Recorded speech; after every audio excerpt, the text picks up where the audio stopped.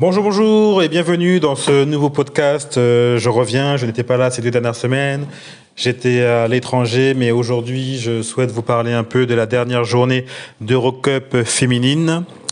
Une très grosse journée qui a eu lieu mercredi et jeudi pour les filles. Et les matchs que j'ai vus, j'en ai vu 2 sur 5 de mémoire. Le premier match que j'ai vu, ça a été celui des Flammes, où en fait il n'y a pas eu de match, très clairement, contre Ragus.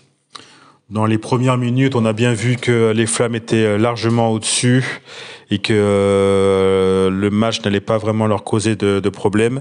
Et Ragus n'a jamais été à la mesure des Flammes pour éventuellement revenir au score. Ça a été un match maîtrisé de bout en bout par les Flammes qui font une belle performance dans cette Eurocup. Donc elles sont premières avec 4 victoires et 1 défaite.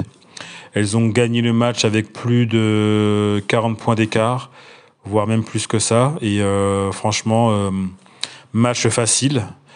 Comme je disais dans un de mes derniers podcasts, il y a des matchs où il faut que ce soit facile. Ça permet de faire tourner l'effectif, de mettre les joueuses qui jouent moins en évidence, de les mettre en confiance et d'avoir un groupe soudé, notamment après leur victoire qu'elles ont eue en championnat contre le BLMA. Les Flammes sont dans une bonne lancée pour cette fin d'année 2022. Donc ça, c'est top pour elles. Et elles sont premières de leur groupe, elles.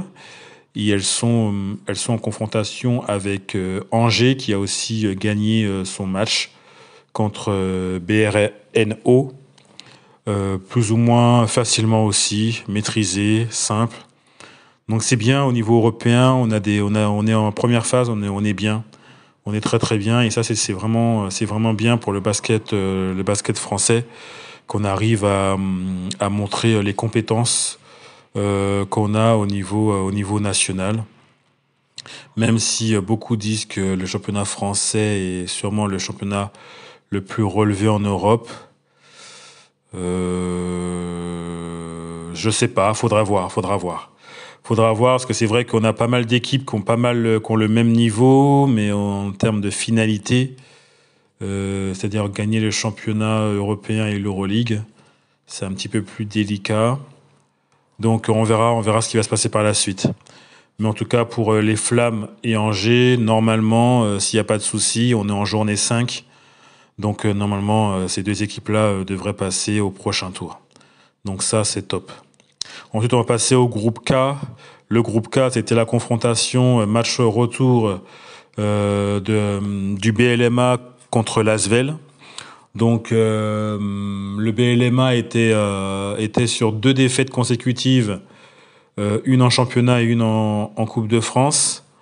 Et franchement, vu comment elle jouait dans les 2 derniers matchs, quand moi je regardais le match, en plus il y avait le retour de tout le monde à l'Asvel. Donc je me suis dit que ça allait vraiment pas être facile pour le BLMA. Mais en fait, le BLMA a joué d'une manière qu'elle ne joue pas d'habitude, où il y avait beaucoup plus d'intensité, beaucoup plus de cohérence dans le jeu. Donc est-ce que c'est parce que les filles ont vu qu'en face à l'Asvel, il y avait tout le monde était revenu. Donc quand je dis tout le monde, je parle de Sandrine Gruda, je parle de Gabi Williams, je parle de la meneuse belge dont je me rappelle plus le nom, de l'allemand. Donc elles ont vu que tout le monde était là et que franchement pour aujourd'hui, pour battre l'Asvel, il faut vraiment jouer d'une manière très agressive, avec beaucoup d'intensité, éviter les pertes de balles et avoir un jeu cohérent. Même si, et c'est ce que le BLMA a fait dans ce match-là, et c'est la raison pour laquelle elles ont gagné le match, et pratiquement de bout en bout, je dirais même aussi, pareil que pour les Flammes, elles ont gagné de bout en bout, même si l'Asvel est des fois est revenu à 5 points, est revenu à 3 points. On n'a pas senti l'Asvel revenir pour maîtriser, mais elles étaient plutôt en survie plutôt. C'était plutôt un match où elle revenait par l'énergie, mais elle maîtrisait pas trop ce qu'elle faisait. On sentait bien que le BLMA maîtrisait bien ce qu'elle faisait, et ça, c'est bien. Ça, c'est bien. Par contre, ce que je peux dire sur ce match-là, c'est que je pense qu'il y a eu une erreur de coaching sur ce match-là, notamment sur l'Asvel. Je pense que Sandrine Gruda a beaucoup trop joué pour un match de reprise. Je pense que même l'Allemand a beaucoup trop joué, même Gabby Williams a beaucoup trop joué. C'est dommage parce que je pense que c'est un problème de management. Je pense que le coach, il a oublié qu'il avait un effectif qui était invaincu jusque-là, enfin notamment en championnat, et une défaite en Eurocup, et que l'équipe tournait bien, quoi. C'est pas parce que tu as les titulaires qui sont présents qu'il faut les mettre directement dans le bain et les faire trop jouer. Je pense qu'elles ont joué toutes trop de minutes. Je pense qu'elles auraient dû revenir progressivement et qu'il aurait dû s'appuyer sur l'équipe qui était invaincue en championnat jusque-là, parce qu'elles avaient le rythme. Et on sent vraiment que c'est pas un problème de compétence, c'est plus un problème de rythme. On a senti que les recrues n'étaient pas trop dans le rythme, et je pense que c'est juste ça qui a gêné dans le match. Donc je pense que c'est plus une erreur de coaching où les filles, elles ont trop joué, les blessés, elles sont revenues, elles ont beaucoup trop joué. Je pense que le coach aurait dû s'appuyer sur l'effectif qui était déjà là et faire jouer les filles grand max 10 minutes. Grille du grand max, pour moi, je les aurais fait toutes jouer de 10 minutes. Et je pense que ça l'aurait fait et qu'elles auraient gagné le match avec plus de facilité, je pense. Enfin bon, toujours est-il, ce n'est pas grave. Ça ne porte pas à conséquence. Le BLMA est première de son groupe et l'Asvel est deuxième de son groupe. Je ne pense pas que l'Asvel perde contre Euskotren et Zabrini. Donc normalement, ça devrait passer aussi pour le prochain tour, et ça c'est bien. Et ça c'est cool. Donc ensuite, je vais vous parler de 2 matchs que j'ai pas vus parce que No Time. No Time, je ne suis même pas sûr qu'il ait été diffusé, notamment celui de Villeneuve d'Ascq Dynamo. Je ne suis même pas sûr qu'il a été diffusé. Je regarde ça. Est-ce qu'il a été diffusé ce match-là? Je regarde, mais j'en suis même pas sûr parce que j'ai cherché. J'ai pas forcément vu le match sur les réseaux. Donc très difficile de parler de ces matchs-là. Toujours est-il, ce n'est pas grave parce que les 2 équipes françaises ont gagné. Donc Villeneuve d'Ascq avec 20 points d'écart, 68-48. Et le RVBC qui a gagné juste d'1 point contre London Lions. Donc ça c'est bien parce que c'est vraiment London qu'il faut passer. Même si comme je disais dans un dernier podcast, il y a la possibilité d'avoir deux équipes qui sont à la 3e place, qui ont un bon total, qui pourraient passer au prochain tour. Mais bon, si La Roche-Vendée pouvait passer devant London Lions, ce serait très très bien. Comme ça, il n'y aurait pas de discussion. Donc, c'est ce qui devrait se faire. Sachant que la semaine prochaine, on a un RVBC contre Villeneuve d'Ascq. Donc je regarde le classement et est-ce que ça aurait des conséquences? Oui, ça aurait des conséquences. Si Villeneuve d'Ascq perd, on pourrait perdre une équipe française. Et ça, c'est bien dommage. Donc je ne sais pas ce qui va se passer dans le prochain match, mais malheureusement, je pense que le prochain match, le RVBC va tout donner pour essayer de gagner Villeneuve d'Ascq et elle reviendrait au niveau du nombre de points, en espérant que London perde contre le Dynamo. Mais bon, là, on rentre dans des calculs un peu compliqués. Mais c'est le dernier match la semaine prochaine. Ça sera le 6e. Et du coup, le RVBC va essayer de gagner contre Villeneuve et voir ce qui va se passer dans l'autre match pour voir si elles passent ou pas. Et même si elles perdent, il faudra voir si elles deviennent meilleures 3e. Alors, il faudra voir, parce que du coup, il y a 7 points. Je regarde les autres poules, il y a 7 points. Non, je pense que le RVBC a une obligation de gagner le dernier match. si elle veut passer au prochain tour. Oui, là, il y a 8 points. Galatasaray, ils ont 8 points, ils sont troisième. Ils n'ont pas encore joué leur dernier match.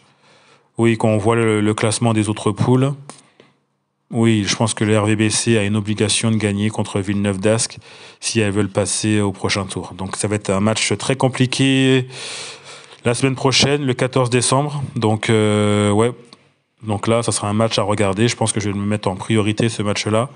Je pense que c'est le match où il y a le plus d'enjeux la semaine prochaine. Donc en espérant qu'il soit diffusé. Donc là, visiblement, il est diffusé sur YouTube.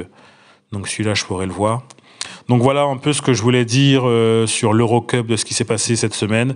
Félicitations aussi pour les hommes. Et je regardais le match d'Euroleague de Monaco contre le Real Madrid. Un match de dingue. Et franchement, Monaco, c'est exceptionnel. Franchement, j'ai pas le souvenir d'avoir vu une équipe aussi forte en Euroleague française depuis très très très très très longtemps. Donc ils ont gagné de 1 point contre le Real Madrid. Donc là, c'est vraiment très très fort.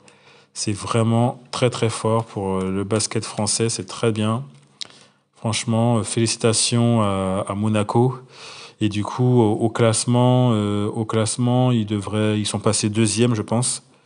Je pense que c'est deuxième. Ils sont passés devant le Real. Je regarde ça rapidement. Oui, ils sont passés devant le Real. Et du coup, devant, il y a Fenerbahçe. Et ils sont deuxièmes. Donc ça, c'est vraiment une performance de dingue. Franchement, une performance de dingue. Sachant qu'il y a une semaine compliquée, puisque je pense que mardi, ils jouent contre Barcelone, à domicile. Barcelone est 5e.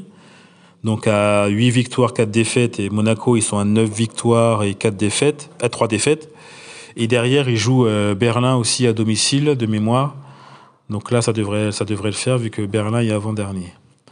Donc normalement, ça devrait le faire pour Monaco. Donc c'est une vraie perf. Ce qu'ils ont fait jeudi, c'est vraiment une vraie perf. Donc félicitations à eux. Donc voilà un peu ce que je voulais dire sur ce qui se passe au niveau du basket féminin, au niveau Eurocup. Et je n'ai pas pu voir ce qui s'est passé en Euroleague pour les filles. Je vais regarder rapidement ce qui s'est passé pour les filles. Est-ce qu'il y a eu des matchs ou pas ? Je n'ai pas pu les voir cette semaine non plus. Donc, où on en est chez les filles ? Donc, notamment, il n'y a que Bourges. Et Basketland, bon, je compte pas vraiment dessus, même si les filles se sont remis la semaine dernière à gagner leur premier match de la saison. Mais vu là où elles sont au classement, ça me paraît compliqué qu'elles reviennent. Quoique, on ne sait jamais, mais bon, ça me paraît compliqué quand même, dans la poule B. Elles sont 7e sur 8 avec une victoire et 4 défaites. Ça me paraît quand même compliqué et je regarde rapidement, même si c'est vrai qu'elles ont gagné aussi leur premier match en Euroleague jeudi dernier.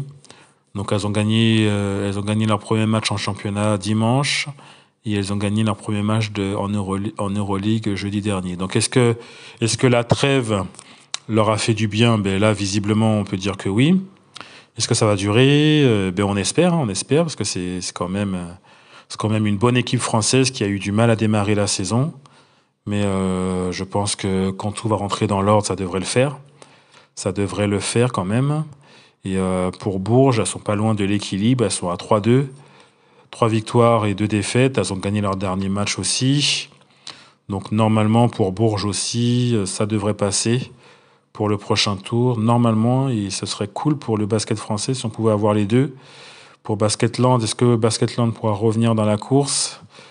J'en suis pas sûr. Mais bon, on sait jamais. Au moins elles auront eu l'expérience et elles pourront essayer de revenir la saison prochaine. Donc voilà ce que je pouvais dire sur ce podcast. Abonne-toi à la chaîne. Clique sur la cloche des notifications pour être notifié quand il y a une nouvelle vidéo. Tu sais comment ça marche sur YouTube. Dis-moi dans les commentaires si tu veux qu'on parle de différents sujets. Je te dis à la prochaine. À plus. Bye.